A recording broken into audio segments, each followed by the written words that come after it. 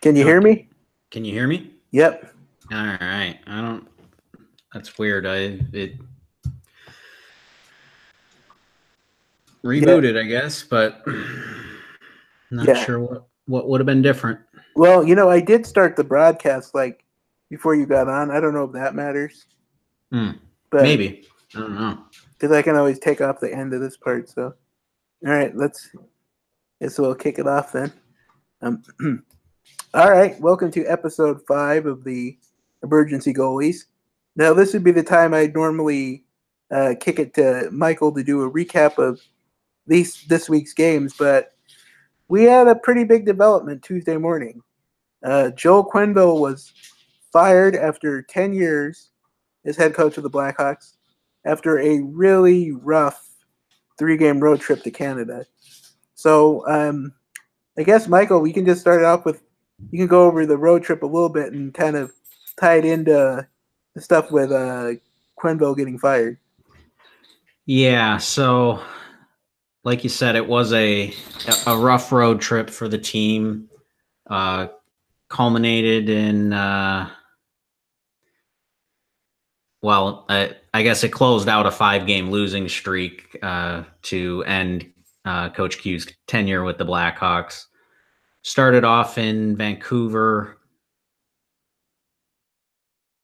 Didn't start off on the right foot in that Patrick Kane was out sick, missed that game, and the Hawks actually did pretty okay at the beginning of the game. They did take a 2-1 lead. They were moving the puck pretty well, but as the game progressed, the Canucks started playing a little better and ended up scoring 3 unanswered goals to close out the game, which has been a common theme throughout the season and is a scenario that would play out again a few nights later in Calgary. But before the Flames game, the Hawks visited Edmonton, where they were shut out by Mikko Koskinen, who put up 40 saves. It was a pretty good performance by the Blackhawks, but not terrible. It was a goalie win. They did outshoot the Oilers by a fairly large margin. However, the opportunities that the Oilers did get tended to be uh, very high quality, and they capitalized on it, whereas the Blackhawks were obviously unable to capitalize in any form. Kane did return in that game, but didn't make much of a difference. Oh, and I did forget to mention in the Canucks game, uh, they also Quenneville benched Nick Schmaltz, which when you're already missing your best playmaker in Kane, it's probably not a wise idea to also scratch your second best playmaker, probably, or second or third best playmaker. And so that obviously didn't work out well. And then, so following the Canucks game, both of those guys were back in the lineup, but Kane was probably not at 100%, and Schmaltz didn't have a particularly good game either. But I have a feeling the Q scratching Schmaltz did not sit well with the front office, probably. And then they went on to play the Flames, and the game could not have gone worse at the beginning. It was just a few minutes into the game. Duncan Keith took a game misconduct, got tossed out of the game. Gave the Flames, so the Hawks were down to 5 defensemen, and gave the Flames a 5-minute power play. And that may have been the last straw for Q, because it was not a good look when, after the 5-minute the 5-minute penalty kill, I guess, for the Blackhawks ended, they couldn't actually put another guy back out on the ice, and actually had to kill the penalty for 7 minutes or so, give or take a few seconds. Yeah, that's what I was gonna explain that a lot of people might not understand. When you have a 5-minute power play, or penalty kill. You have to put someone else in the box because, Duncan Keith was ejected. Right. But sometimes teams don't put guys in the box the first couple minutes of the penalty. Yeah, they usually wait for, I guess it depends. I've most of the time I see they actually do put somebody in right away, but I have seen where, they wait till there's a whistle or whatever and then decide who to put in. I don't understand why you would really do that, just because most teams have a limited number of penalty killers anyway. So why not just throw whoever in there that isn't going to be out there? Yeah, and it was one of those things that because there's a risk that there's no whistle for that 5 minutes, and in this case there was no whistle in that 5 minutes to put a guy in. So then they couldn't add a guy in. There actually was one whistle, but they didn't put anybody in there. I think there was a whistle like 2 minutes into the penalty kill, I want to say. Okay, that makes it. So that makes it even worse. Yeah. So I mean, there was still I think there were still 2 or 3 minutes at the end of the penalty kill where there was no whistle, but yeah, it was a terrible coaching gaffe. Just completely, like I said, it looked bad. Oh yeah, what am I thinking? Of course, there was a whistle because the Flames scored halfway through the power play. That's right, they did. Yes, yeah. So they did. They did score 1 goal, and then I think it was Taves and was it DeBrincat? I think was paired up with him. They got stuck out there for a good minute and a half at the end of the penalty kill, and then as the penalty kill extended beyond the 5 minutes, they probably got stuck out there for another minute, struggling to get the puck out of their end. And I think eventually, I don't remember if somebody iced it, or I think we got it out to the neutral zone, and then they just fired it into the stands on purpose just to get a whistle. So yeah, well, despite that, the Blackhawks had actually built a 3-1 lead. However, it was sort of a flip of the Edmonton game where the Flames were carrying the play. Obviously, their long power play helped build up a shot advantage, and then and the Hawks were able to bury a couple of their chances early in the game. So they were winning 3-1. But then, as I alluded to earlier, Hawks were not able to hold on to that lead. Of course, the loss of your number one defenseman for pretty much the entirety of the entire game. For the entirety of the game. Forced the Hawks to work with 5 defensemen, and that eventually caught up to them. Brent Seabrook, I want to say, played a ridiculous amount of time, which is probably not the way you want to utilize Brent Seabrook at this point in his career. And the Flames ended up coming back with 4 unanswered goals and won the game 5-3. And, like I said, it was a very bad looking game. At the end of at the end of a 5-game losing streak to close out Q's tenure, as we would learn a couple of days later. So yeah, it was not a successful road trip in any way, shape, or form. And the team made the decision to move on without Quenneville. Yeah, and that's what they did on Tuesday morning. And, I guess we'll talk about the new coach, who Colliton. I'm going to have to learn how to say his name. Colliton, I believe. Okay, Colliton. Yeah. But before we get into Jeremy Colliton, we'll talk about the end of the Quenneville era.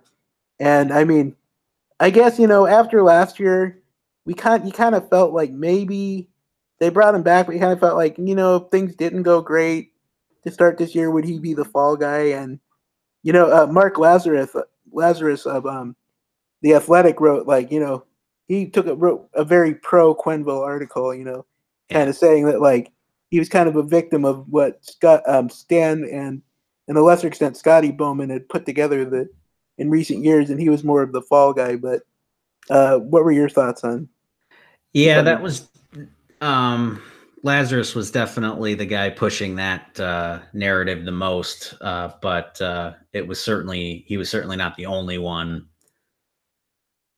Obviously, Quenneville, um, deserves a lot of recognition for what he's done for the organization.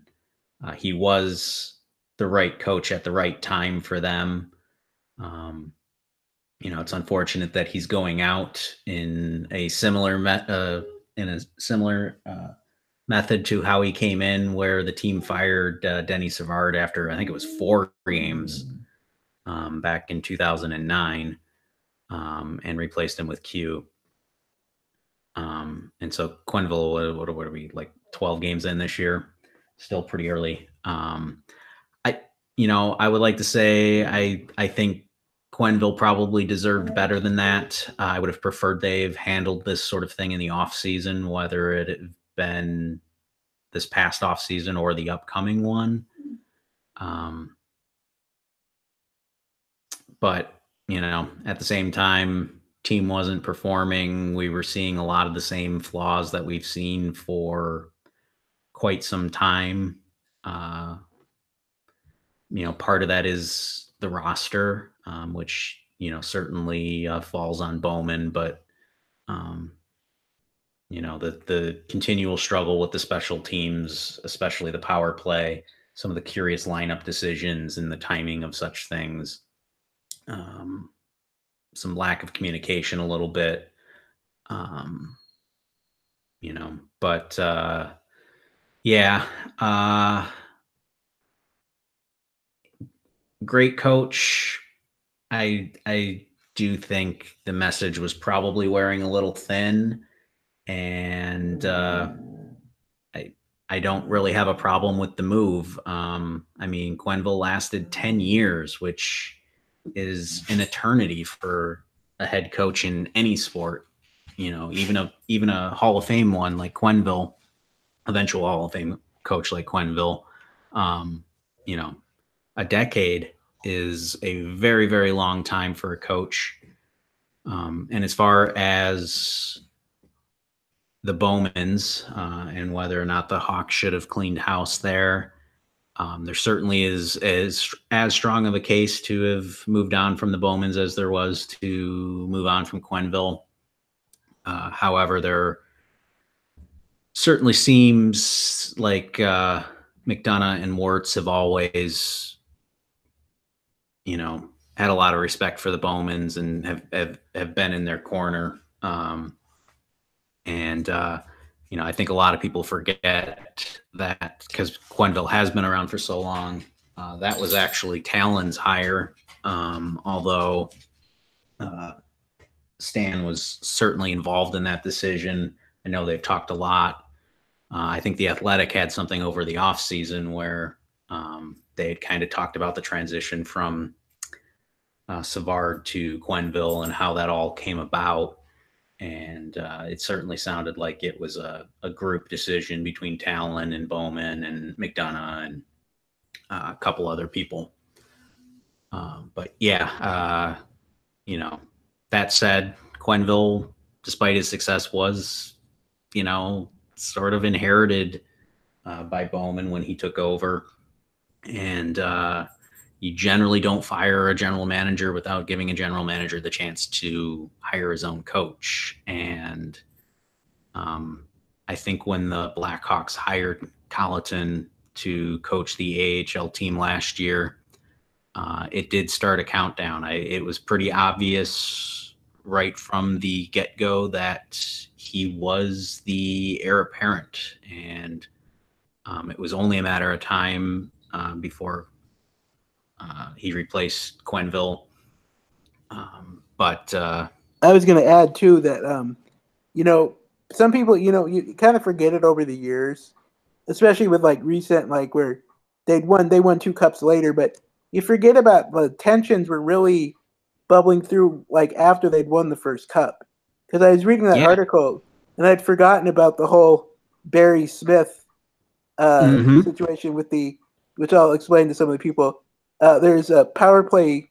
I want to say power play guru is how he was described. But Barry Smith was an assistant coach who's, a power play specialist that the Bowmans tried to kind of force onto Quenneville's staff, and he was not happy about having him on the staff, and he was gone within a year. But it's interesting to note that Barry Smith was immediately hired back onto the coaching staff after Quenneville was fired. So that was interesting to see.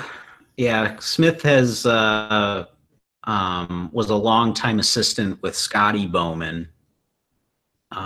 And when Scotty Bowman was coaching in the NHL, and then Smith went on to be a head coach himself. And he's been with the Blackhawks organization for quite a while, mostly in a front office capacity. He's kind of been, I don't want to say the right-hand man, but whenever they've kind of wanted an extra set of eyes somewhere, whether it be in the scouting department or, to go over to Europe to look at some players like Panarin and give a final assessment before they sign them, that sort of thing, draft prospects. Smith always seems to be somebody that is tasked with, giving a thumbs up. And I think he was probably pretty, he was probably pretty instrumental in the decision to go after Colleton last year and bring him in as the AHL coach. I want to say because it would have been after the first cup, like you were saying. I can't remember the exact timing, but they fired one of Quenneville's assistants, I want to say. And I can't remember. It was like Mike Kitchen or somebody. No, because Kitchen got fired last year. Yeah, he got fired last year. So it was before that. Yeah, I can't remember if they fired somebody or somebody moved on for another opportunity, and the Bowmans kind of foisted Smith onto the staff to try, like you said, hopefully to fix the power play, which, as we've talked about, has been a constant struggle under Q. And I can understand Quenneville's frustration with that. It's, he wants to have his own guys that he trusts. And I'm sure he felt like Smith was probably reporting back to the Bowmans behind his back, sort of thing. You want your coaching staff to be on the same page. So I can understand his frustrations there. But, we've heard of tensions throughout. There's been talk, a couple of years ago that Quenneville was going to be fired. I want to say after when they got bounced by Phoenix a few years back. And then we heard last year, prior to the season, the draft was actually, a big turning point for them. That was the day that Bowman traded Panarin to reacquire Saad, and then traded Hjalmarsson in the Murphy deal. And there was a lot of talk that when Quenneville found out about, especially the Hjalmarsson trade, that he stormed out of the building. That draft actually took place at the United Center.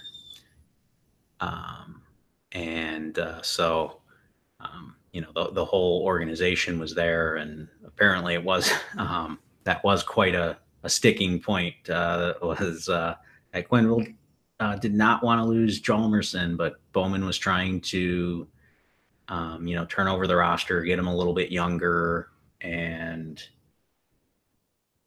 I think especially on the back end, I think they've butted heads a little bit with the type of player that they want to bring in. We saw with Trevor Daley a couple of years ago where Bowman was pretty keen to acquire him in the Patrick Sharp trade. And, just from the very beginning, it seemed like Quenneville just had no use for him, didn't trust him. And, to be honest, I didn't actually think Trevor Daley played all that well for the Blackhawks. But, he requested a trade within like 10 days or 10 games or so. And eventually they did accommodate him. But then, of course, he went on to win a Stanley Cup with the Penguins as a top 4 defenseman for them. And then, last year, then we saw kind of a similar situation with Michael Kempny, who was in and out of the lineup under Q for quite some time. And again, there were some flaws in his game. And I can see some of the frustrations that Quenneville had with him. But at the same time, the Blackhawks weren't exactly overflowing with defensemen.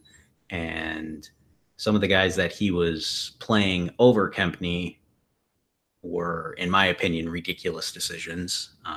There pretty much should have been no reason to ever have Kempny out of the lineup last year, considering the other defensemen we were capable of rolling out there. So I do think there was probably some philosophical differences between the two in the type of players that they wanted. I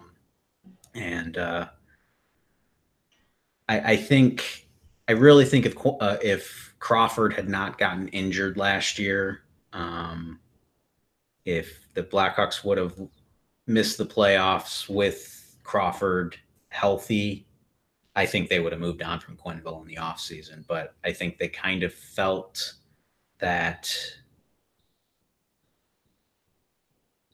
with the goaltending situation completely disintegrating in the second half of the year, that they owed Q the opportunity to try and get the team back on track. But well, you also get the sense that it was one of those things where it was like that when you finally would move on from anyone, like for management and stuff, the ownership especially, that's kind of saying we're going on from this era. We're leaving this championship era, which, for all intents and purposes, might be over anyway. But the actual step of actually firing Quenneville brings that really home that this is probably the end of this window. Right.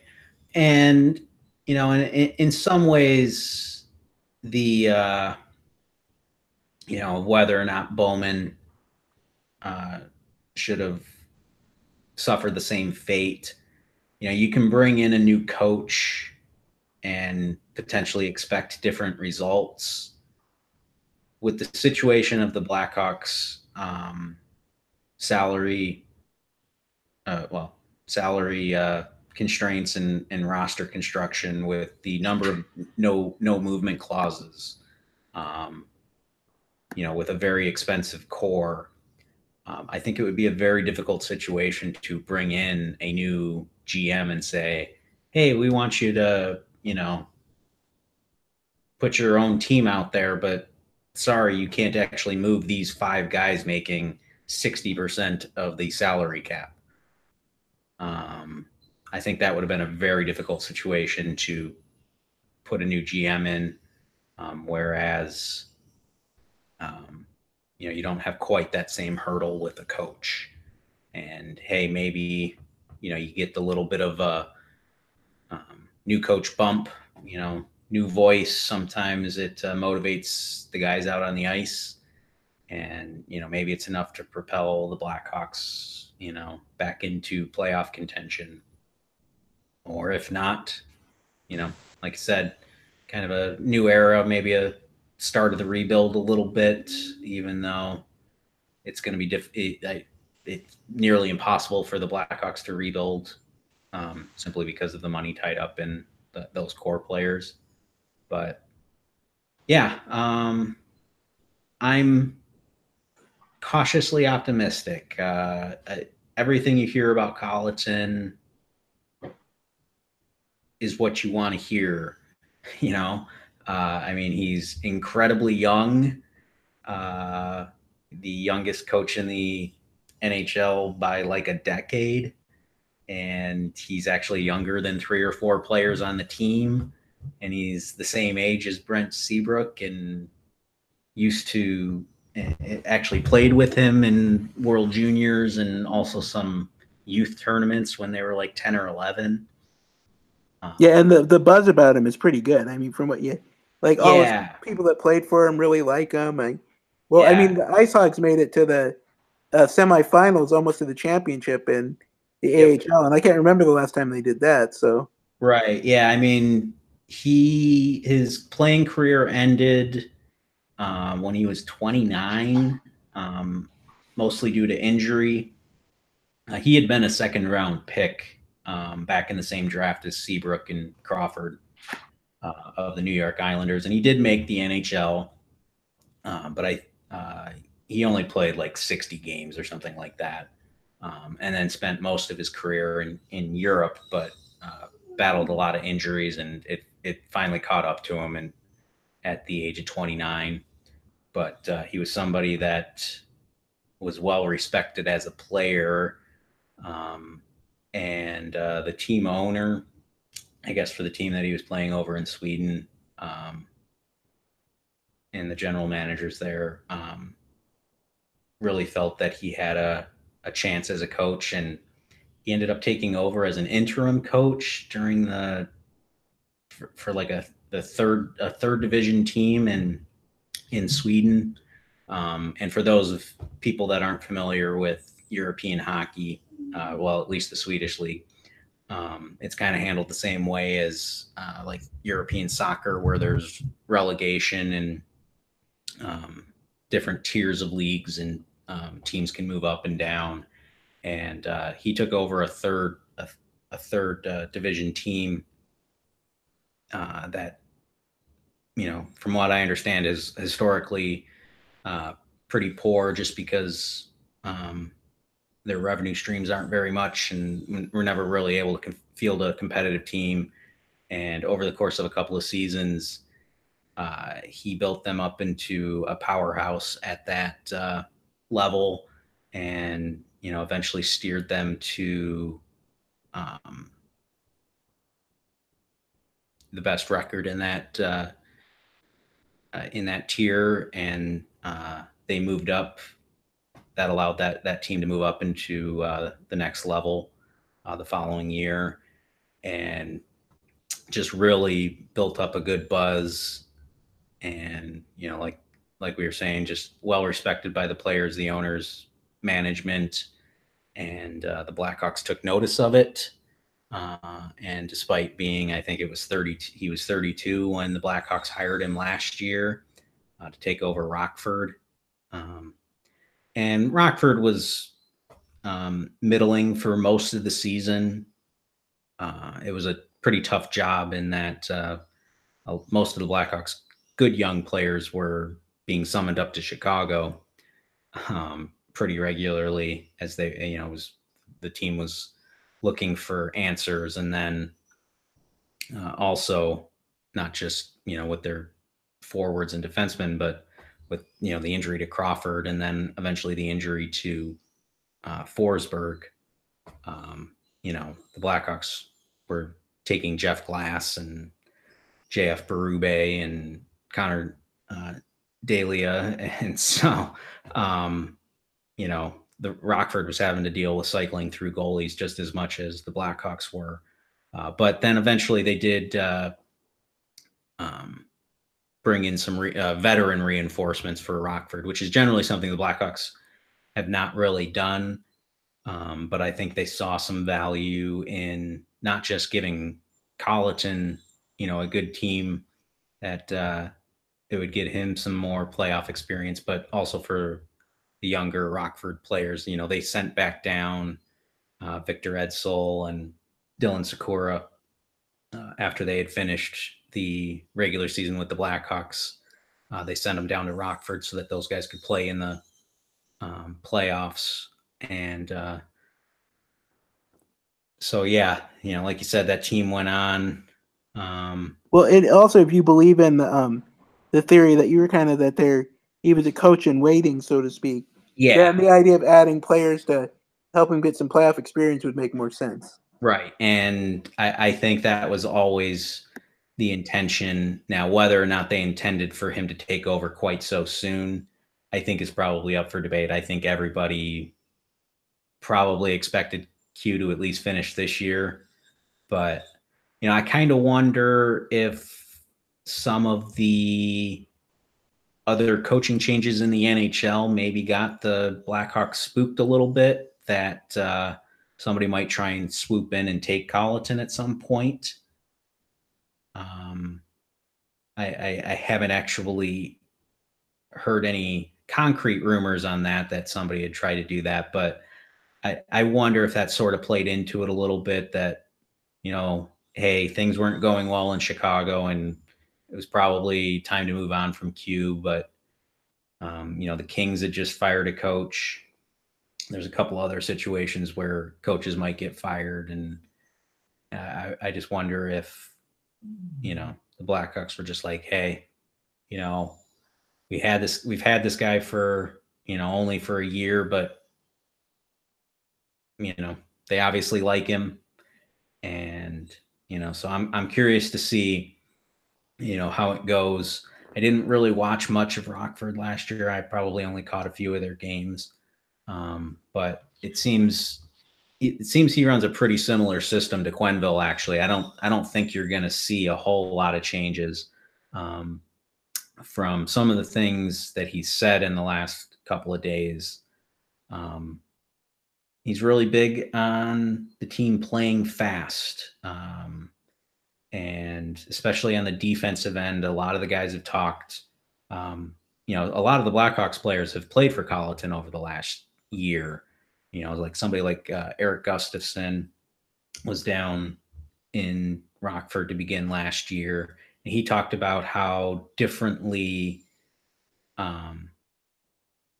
Colleton was to their previous coach in Ted Dent, and how much more similar he is to how Quenneville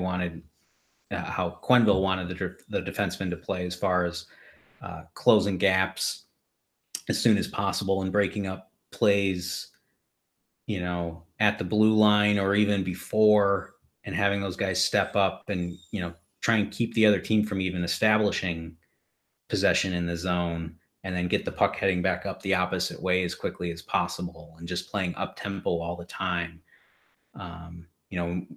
It's something where, I've talked about it a couple of times with Gustafson throughout this year, is playing confident, but not stepping over the edge into stupidity or, overly aggressive. You want to make it as difficult for the opposition as possible, take away their time and space as much as possible, without exposing yourself to undue risk. And that seemed to be kind of a message that multiple players with experience under him had kind of talked about, is that's kind of the edge that he wants players to play at.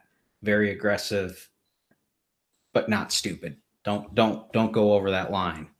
So I'm kind of curious to see how that's going to go over. I think the young players for sure will probably be okay with it. And like I said, a lot of them have already played for him. It sounds like that'll mesh fine with guys like Taves, and but I'm kind of curious on maybe somebody like Seabrook or Saad, where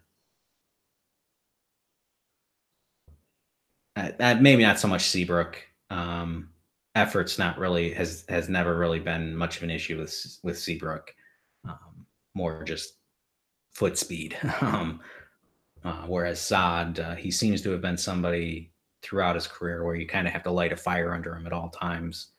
And, he's at his best when he's playing fast, but you can't always get him to play fast. So, well, I was gonna add too, about, there's a couple guys that, like, I don't know if Colleton will be as good, but there's a couple examples, one from hockey and one not from hockey, that I think might be an interest, that kind of remind me of this situation.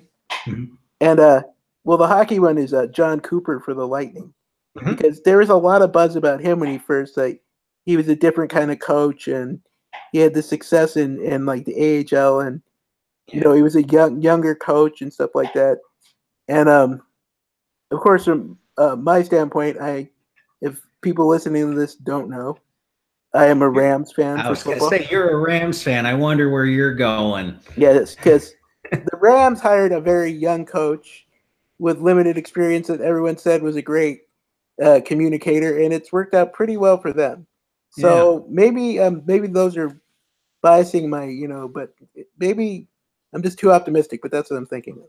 I don't think. I think that's very much on the track that the line of thinking that the Hawks are on. We have seen a little bit of a trend in the NHL of the coaches are starting to trend younger. They're some of the systems are getting more aggressive. We're seeing more analytics being used. We are seeing, the roster constructions change in that, we're not seeing typical fourth liners or no longer seeing any fighters. And we're seeing success from teams who don't really even play with much size. And I think Colleton will probably represent more that type of thinking than we've seen with, with Quenneville, where he's always seems to have preferred having maybe not an enforcer, but at least an agitator, somebody like Carcillo or Eager or Bolig or, somebody of that nature where, he was, in my opinion, overplaying those type of guys. And I think that's one area where, the league probably progressed beyond him, where he was trying to still kind of keep an older mindset. And honestly, that's not going to make or break a season. Having somebody like Brandon Bolig on your team, when the rest of your team is fine, isn't going to kill you. Now you see a little bit of that, like even during the games this year, where you'd have like an Eddie Olczyk going like, they just need a little more toughness, and I'm like, yeah, I don't think that's the problem. No, I don't think it is either. Although I will say Brandon Bolig, when he used to play for the Blackhawks, and I'd hear fans complain, and I was just like, Q's not stupid enough to actually play him in the playoffs. It's one thing during the regular season, you play some of these teams and it gets chippy. It's probably, he's making the league minimum. It's not going to hurt you to have a guy like that, I guess, if it makes you feel better. But then that one series, he played him in the playoffs, and I'm like, I want to say it was. I think it was the Coyotes.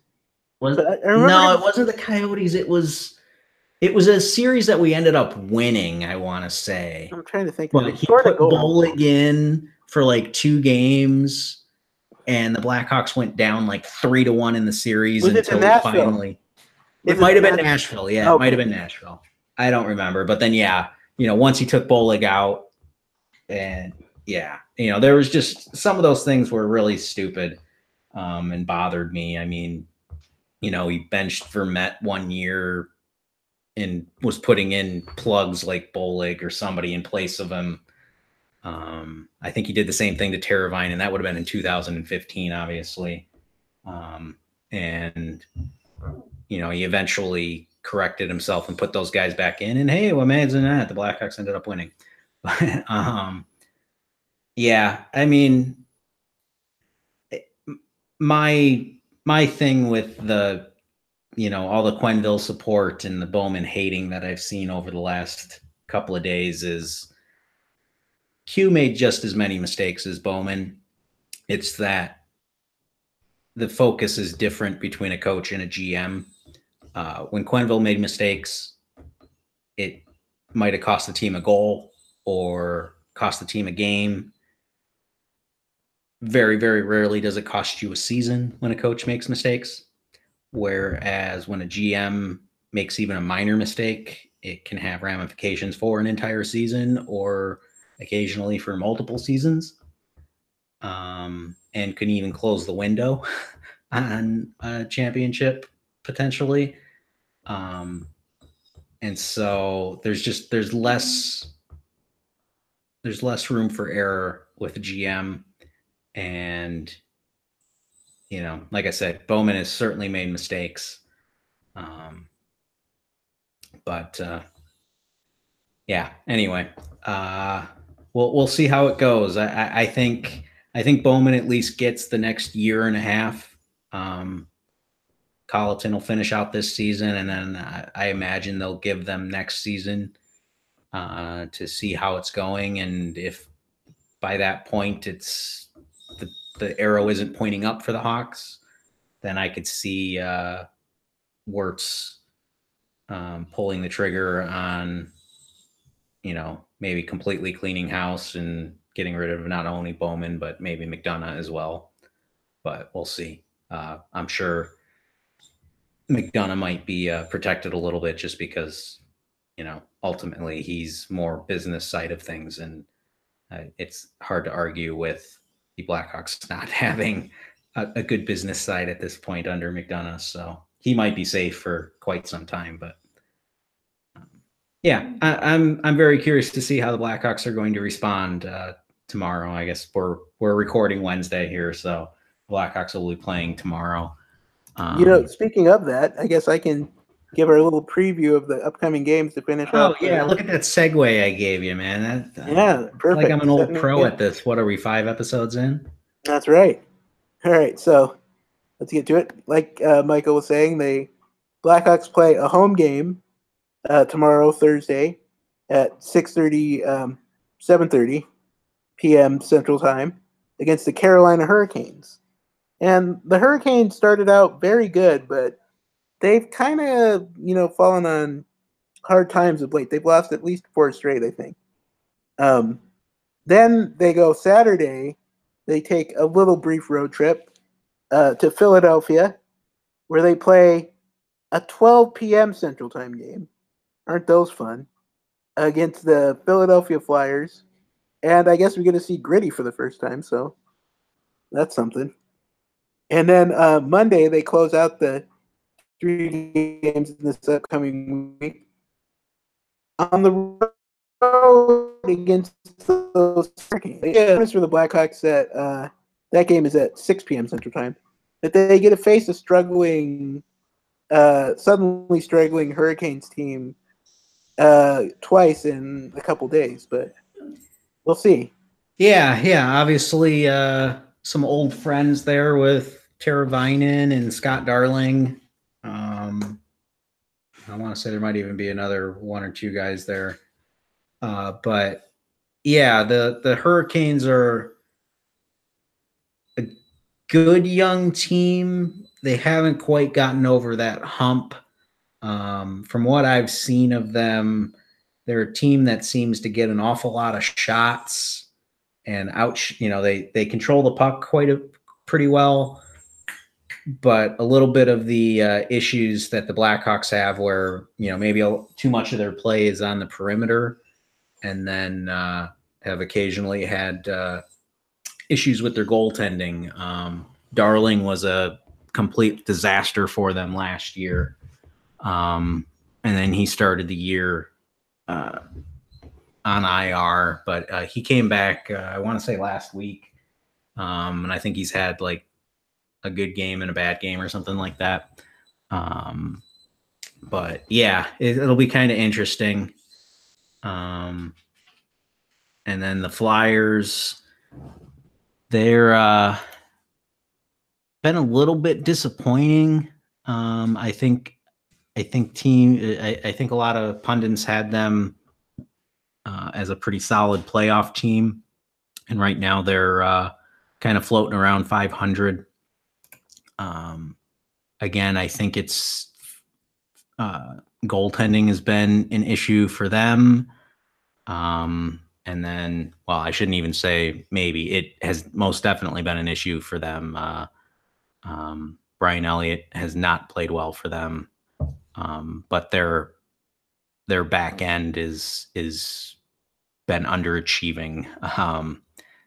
They got a very young blue line, and not performing up to the standards necessary of a playoff team right now.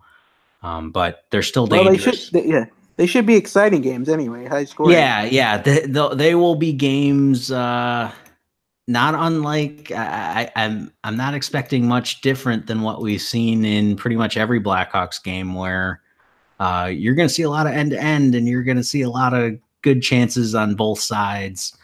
The Blackhawks, we talk about it. The games are always pretty entertaining, even when the Blackhawks are on the losing side of things, because it's a lot of back and forth and wide open hockey. And you can't really say the Blackhawks are boring. Yep. Well, I guess that's a good thing to end it on, and we will see how the Colleton. I'll get his name right eventually. It doesn't roll off the tongue. I've already heard people saying Coach C just because I don't think they want to say his name. Yeah, we'll see how the Colleton era goes then. Yeah. And as always, my Twitter handle is @STH85, and Michael MJ_Ernst. All right. Well, then until next week, let's see how the new era goes. That's right. A lot of talk. We'll have plenty to talk about next week. Yep.